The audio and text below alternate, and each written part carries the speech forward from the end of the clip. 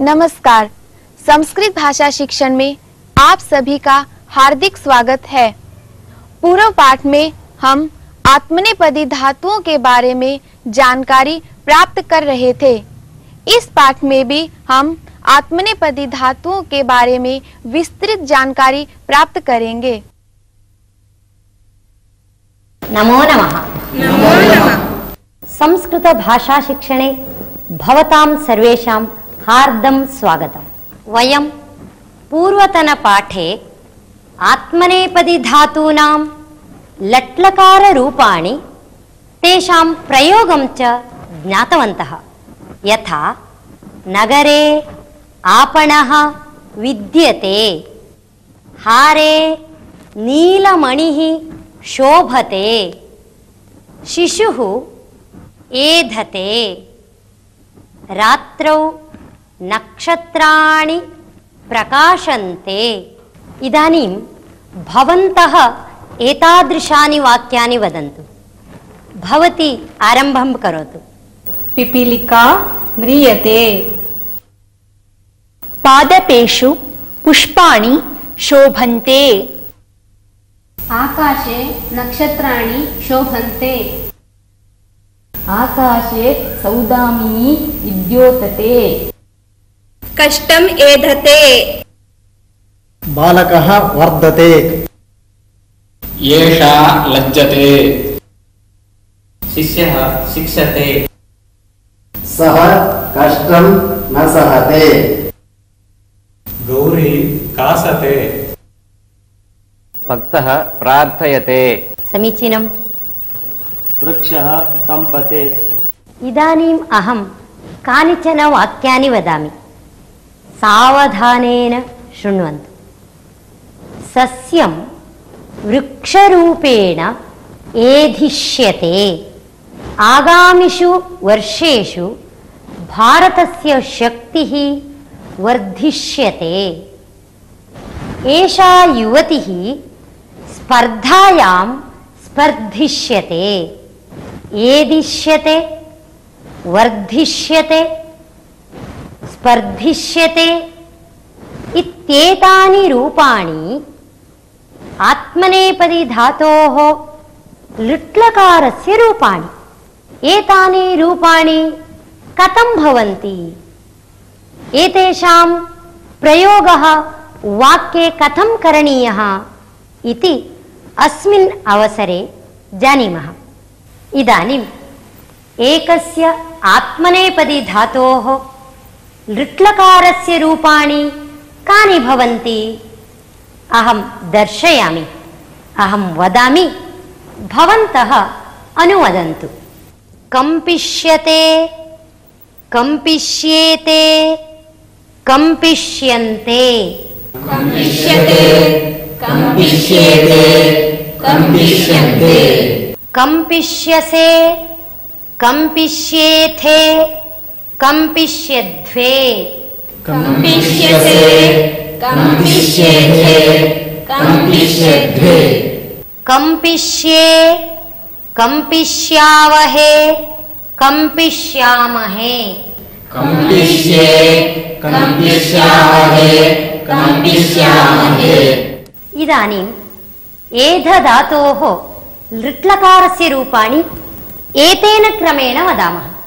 यथा एधिष्यते, एधिष्येते, एधिष्यन्ते। एधिष्यते, एधिष्येते, एधिष्यन्ते।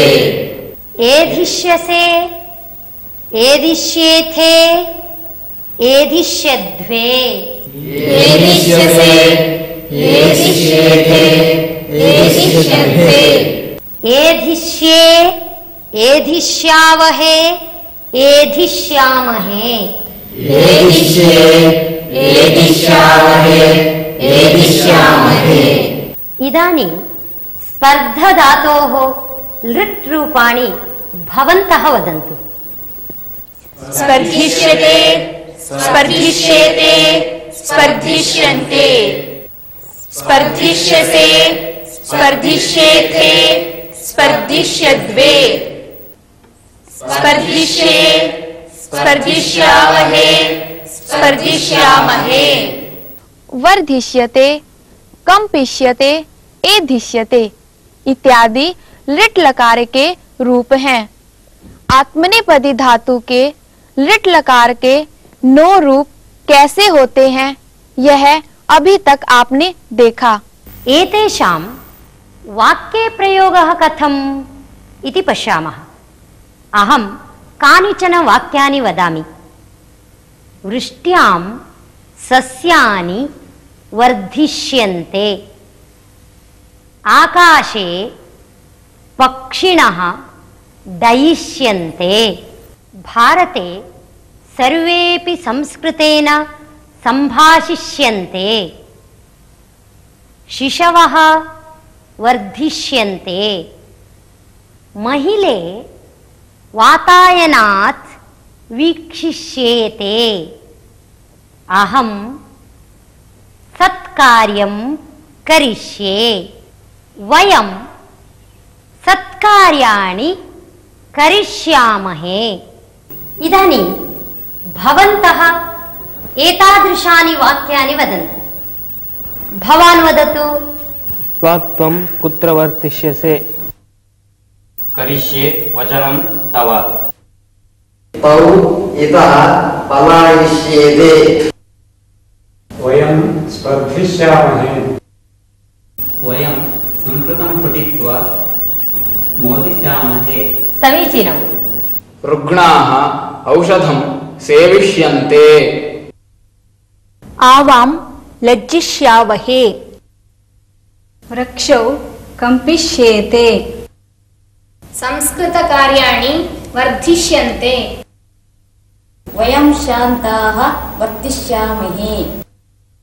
चोरः भीत्या पलायिष्यते। अहं संस्कृतेन एव भाषिष्ये। लिट लकार के रूपों का वाक्यों में प्रयोग कैसे करना है यह इन उदाहरणों के माध्यम से स्पष्ट हुआ होगा। इदानीम् अहं लट्लकाररूपसहितं वाक्यं वदामि। भवन्तः लृटि परिवर्त्य तानि वाक्यानि वदन्तु। यथा वृक्षः वर्धते, वृक्षः वर्धिष्यते, शिशुः एधते, शिशुः एधिष्यते, वृक्षौ कंपेते, वृक्षौ कंपिष्येते। एवं प्रकारेण भवन्तः परिवर्तयन्तु। छात्राः मोदन्ते, छात्राः मोदिष्यन्ते।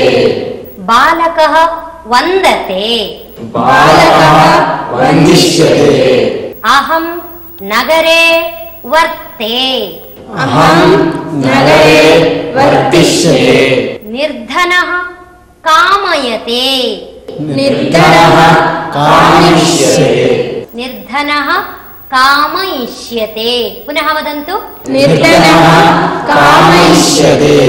शिष्यः शिक्षते, शिष्यः शिक्षिष्यते।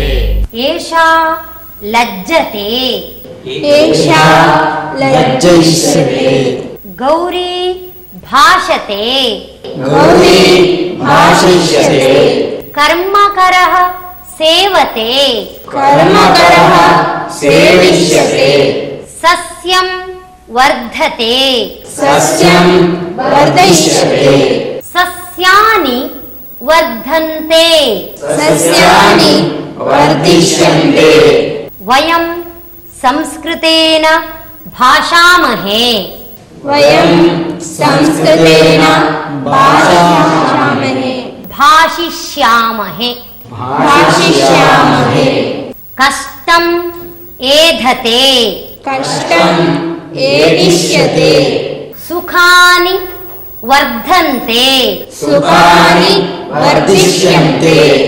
अहं वर्ते, अहं वर्धिष्ये।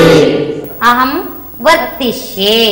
अहं वर्धिष्ये। आत्मनेपदी धातोः लृटिरूपाणि अपि भवन्तः ज्ञातवन्तः। तेषां प्रयोगमपि ज्ञातवन्तः। आत्मनेपदी धातुओं का वर्तमान काल से भूतकाल में परिवर्तन करने का अभ्यास अभी तक आपने देखा। इदानीम् अहं कानिचन वाक्यानि वदामि। कस्मिंश्चित् ग्रामे कश्चन सन्यासी अवर्तत। श्रीरामं दृष्ट्वा सीता अलज्जत। चोरः भयेन अकम्पत। सः शीघ्रं पलायत। एतानि रूपाणि आत्मनेपदिनः लङि रूपाणि। अत्र अवर्तत, अकम्पत, अलज्जत एतेषु रूपेषु अकारः श्रूयते। यथा लटि कंपते, लङि अकम्पत, लज्जते अलज्जत,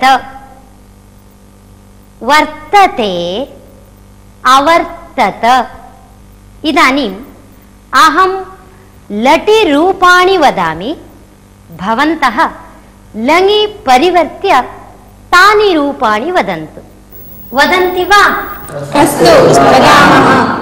सेवते, सेवता, वर्तते, अवर्तत, स्पर्धते, अस्पर्धत, कंपते, अकम्पत, विद्यते, अविद्यत, लज्जते, अलज्जत, मन्यते, अमन्यत, याचते, अयाचत, भासते, अभासत, म्रियते, अम्रियत, रमते, अरमत, भाषते, अभाषत।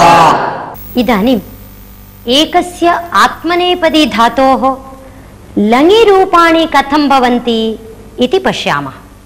कम्पधातोः रूपाणि अत्र सन्ति। इदानीम् अहम् एतानि रूपाणि वाचयामि, भवन्तः सर्वेपि वदन्तु। अकम्पत, अकम्पेताम्, अकम्पन्त, अकम्पत, अकम्पेताम्, अकम्पन्त, अकम्पथाः, अकम्पेथाम्, अकम्पध्वम्, अकम्पथाः, अकम्पेताम्, अकम्पध्वम्, अकम्पे, अकम्पावहि, अकम्पामहि, अकम्पे, अकम्पावहि, अकम्पामहि। समीचीनम्। इदानीं लज्जधातोः एतेन क्रमेण सर्वाणि रूपाणि वदामः। अलज्जत, अलज्जेताम्, अलज्जन्त, अलज्जत, अलज्जेताम्, अलज्जन्त, अलज्जथाः, अलज्जेथाम्, अलज्जध्वम्, अलज्जेताः, अलज्जेताम्, अलज्जध्वम्, अलज्जे, अलज्जावहि, अलज्जामहि, अलज्जे, अलज्जामहि, अलज्जामहि। समीचीनम्। भवन्तः इदानीं रूपाणि सम्यक् ज्ञातवन्तः। इदानीं भवतां मध्ये एकः, एका वा यस्य कस्यापि धातोः नवरूपाणि अपि वदति वा? अस्तु, अहं वदामि। वदतु। अवर्तत, अवर्तेताम्, अवर्तन्त, अवर्तताः, अवर्तेताम्, अवर्तद्वम्, अवर्ते, अवर्तावहि, अवर्तामहि। भवान् वदतु। अन्यस्य धातोः रूपाणि वदतु। अभाषत, अभाषेताम्, अभाषन्त, अभाषथाः, अभाषेथाम्, अभाषध्वम्, अभाषे, अभाषावहि, अभाषामहि। समीचीनम्। भवन्तः आत्मनेपदिनः लङि रूपाणि सम्यक् ज्ञातवन्तः। एतेषां रूपाणां वाक्ये प्रयोगः कथं करणीयः इति अग्रिमेषु पाठेषु ज्ञास्यामः। आप जानते ही हैं कि भूतकाल के अर्थ में लंग लकार का प्रयोग किया जाता है। आत्मनेपदी धातु के लंग लकार में अवर्तत, अमन्यत, अकंपत इत्यादि रूप बनते हैं। लंग लकार के 9 रूपों का परिचय अभी तक आपने प्राप्त किया और इन रूपों का वाक्यों में प्रयोग कैसे किया जाता है यह भी अभी तक आपने देखा। वयमिदानीम् एकं सुभाषितं शृणुमः।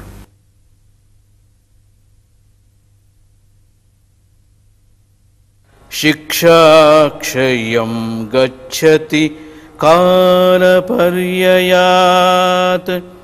सुबद्धमूला निपतन्ति पादपाः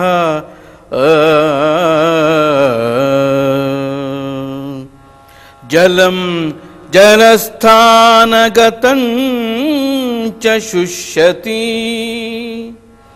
जलं जलस्थानगतं च शुष्यति हुतं च दत्तं च तथैव तिष्ठति हुतं च दत्तं च तथैव तिष्ठति।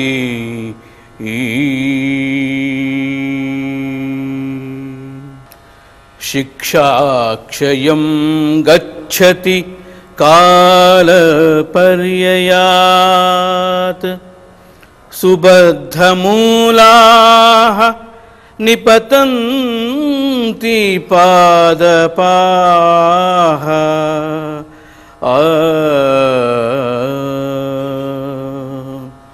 जलं जलस्थानगतं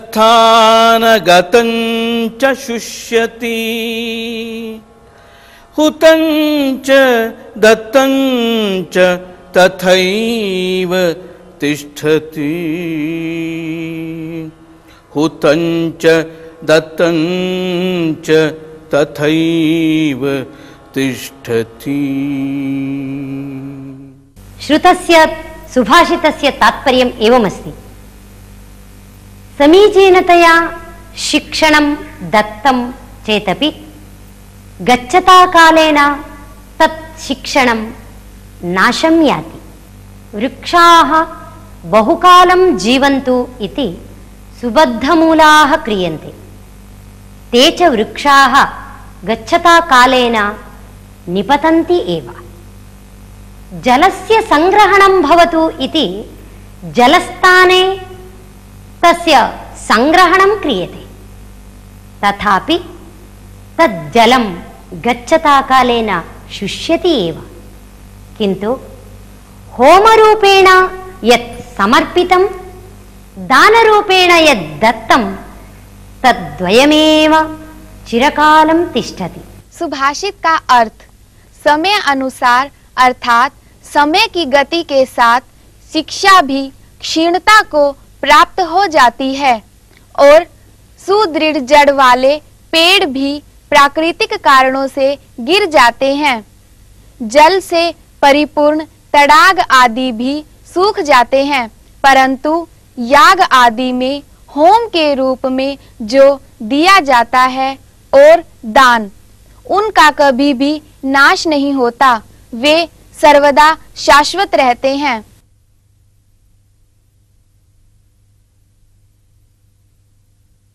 अहमिदानीम् एकां कथां वदामि।